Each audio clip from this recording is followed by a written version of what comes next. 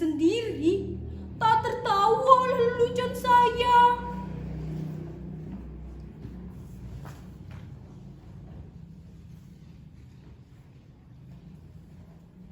Mungkin kalian menyangka menjadi badut adalah pekerjaan paling gampang. Tinggal bertingkah kocak dan orang akan tertawa. Bila kalian jadi saya, kalian akan mengerti. Tak gampang membuat orang tertawa, apalagi ketika kamu sedang tidak ingin tertawa. Lagi pula, di zaman ketika orang gampang tersinggung dan marah, membuat lelucon tidaklah semudah yang kalian bayangkan. Bisa-bisa karena lelucon, kamu bisa dipidanakan, dianggap menghina, dan mencemarkan nama baik.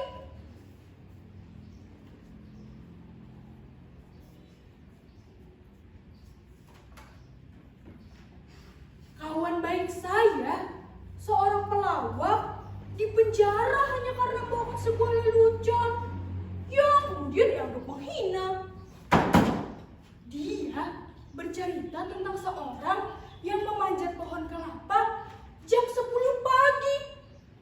Dan dari atas pohon kelapa, orang itu memandangkan azan subuh. Tentu saja itu membuat gempar seluruh kampung. Orang-orang langsung berbondong mendatangi orang itu, berteriak-teriak menghujatnya. Bahkan ada yang ingin membunuhnya.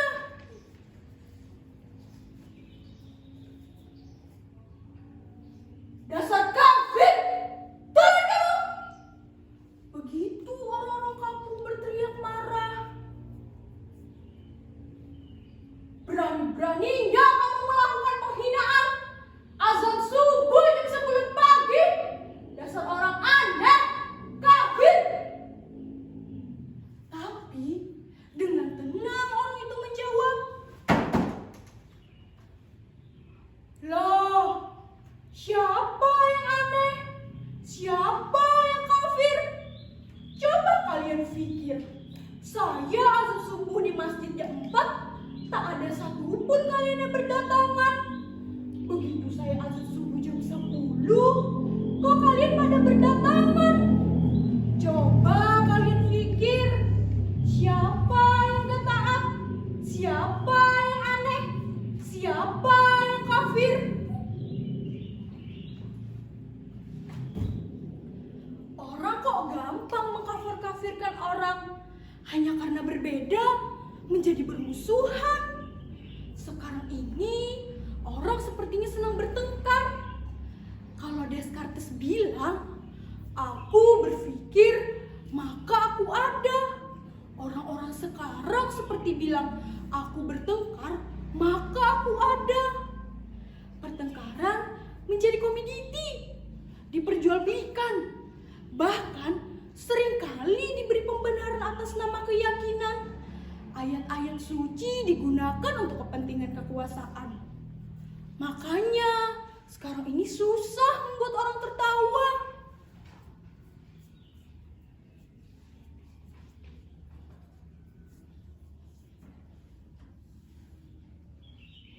Saya menjadi badut meneruskan ayah saya.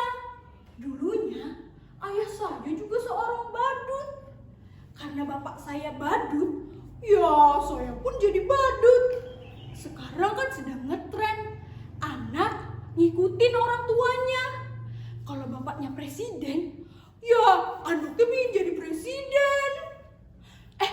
Enggak deng, anaknya nyalon jadi gubernur. Bahkan ada yang nyalon jadi wali kota. Aduh, kok saya jadi ngomong ngelantur begini ya? Nanti saya malah ditangkap.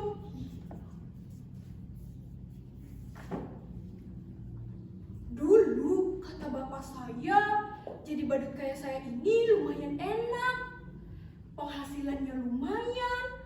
Bapak saya sering diundang karena orang-orang masih butuh hiburan. Badut dan pelawak dianggap masih lucu. Lah, kalau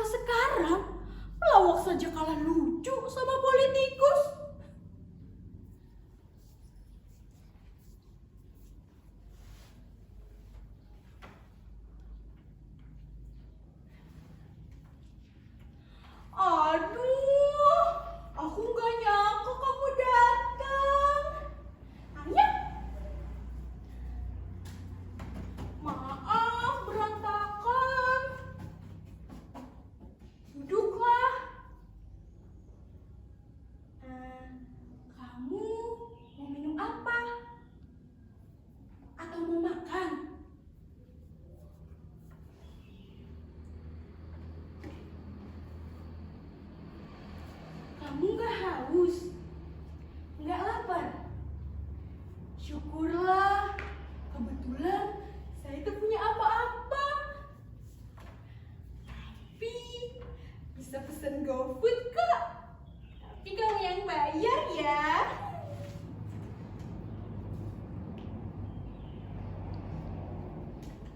Kenapa kalian menatap saya seperti itu? Yang datang pacar saya. Loh, kenapa tersenyum mengejek begitu? Padahal kayak saya juga manusia, bisa falling in love dan punya pacar. Lihat, ganteng gak pacar saya? Namanya Arjuna, lengkapnya Arjuna Bayar.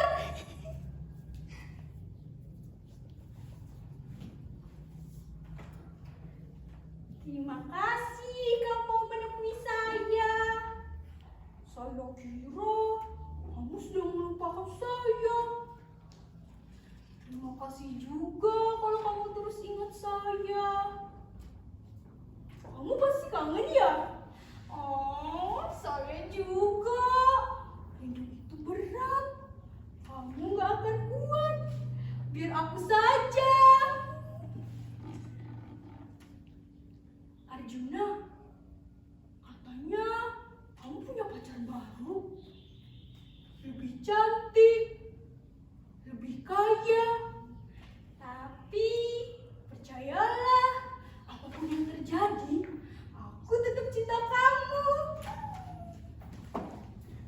Sumpah I love you, I miss you. Aku tak bisa lupakan kamu dari otakku.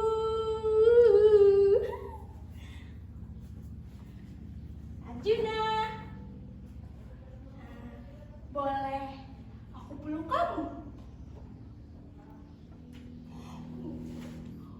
Boleh aku cium kamu?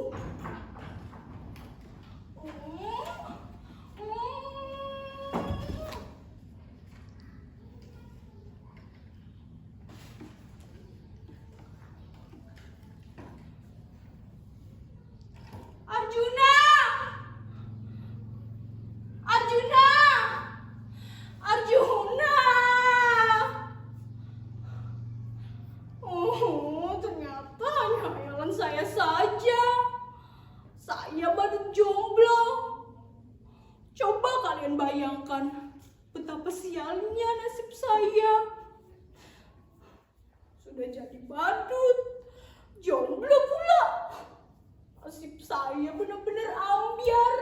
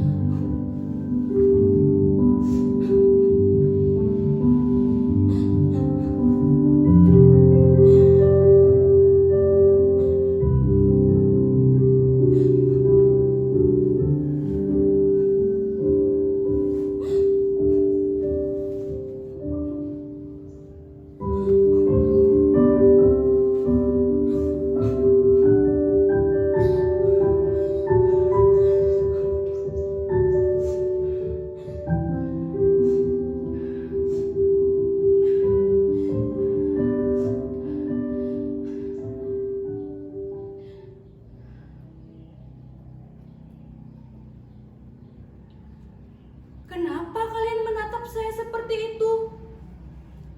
Apa ada yang aneh dengan saya? Sudah saya katakan, saya ini orang yang sial. Tapi nasib memang aneh. Nasib selalu punya kejutan-kejutan yang tak pernah saya duga. Kalian lihat penampilan saya, begitu keren dan pelendek kan? Kini saya berpakaian bagus.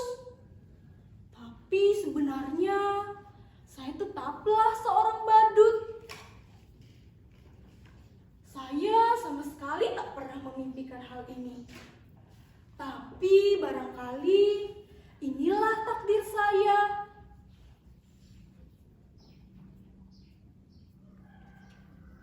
Suatu hari saya disuruh mengisi acara hiburan pada kampanye partai.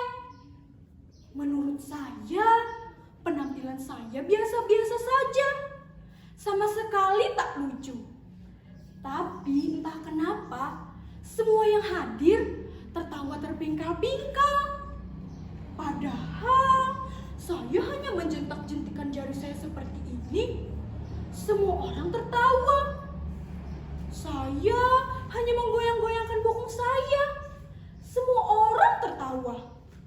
Bahkan ketika saya hanya berdiam diri, semua orang makin tertawa terbahak-bahak. Mereka sangat terhibur dengan penampilan saya yang begitu bodoh dan tolol. Sungguh, saya tak pernah merasa setolol saat itu. Lalu, pimpinan partai itu mendatangi saya, menjabat-jabat tangan saya. Katanya, saya ini adalah sosok yang karismatik. Saya bakatnya disukai semua orang. Dan itulah kekuatan pemimpin. Ia bilang pada saya, sekarang ini menjadi pemimpin tak perlu cerdas dan pintas. Yang penting disukai semua orang. Semakin banyak orang menyukaimu, memujamu, maka kamu akan menjadi pemimpin. Tak peduli kamu salah ataupun benar, mereka akan tetap memujamu. Kamu boleh bohong atau ngibul sesukamu, yang penting mereka tetap mempercayaimu. Dan orang seperti kamulah yang dibutuhkan di partai. Gitu. Dia bilang begitu. Kemudian mereka mendandani saya menjadi necis seperti ini, didaftarkan ikut pilkada. Padahal saya nggak tahu apa itu pilkada. Saya nggak tahu bedanya pilkada dan pilkabe. Tapi ada yang bilang kalau pilkabe nggak boleh coba-coba buat anak. Tapi kalau pilkada boleh coba-coba buat anak. Makanya sekarang ini banyak sekali anak para pemimpin dan penjabat yang coba-coba ikut pilkada. Saya benar-benar nggak tahu mengapa mereka menyuruh saya ikut pilkada. Padahal ijazah pun saya tak punya. Tapi mereka bilang, jangankan ijazah, kebenaran pun bisa dipalsukan. Dan betapa sialnya saya menang pilkada. Barangkali zaman memang sudah gila. Mereka memilih saya karena dianggap bisa menghibur mereka. Saya ini adalah orang paling lucu yang bisa membuat hidup mereka bahagia. Dulu ketika saya menjadi badut, saya tak pernah berhasil membuat orang tertawa. Tapi ketika saya menjadi pemimpin, berkali-kali saya membuat orang tertawa. Itulah mengapa saya bilang betapa sialnya hidup saya.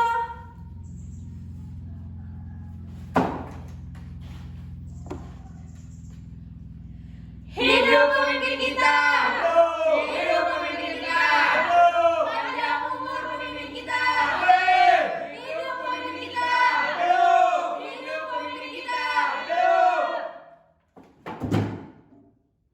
Dan betapa sialnya saya. Dulu menjadi badut, sekarang menjadi pemimpin pun tetap jadi badut.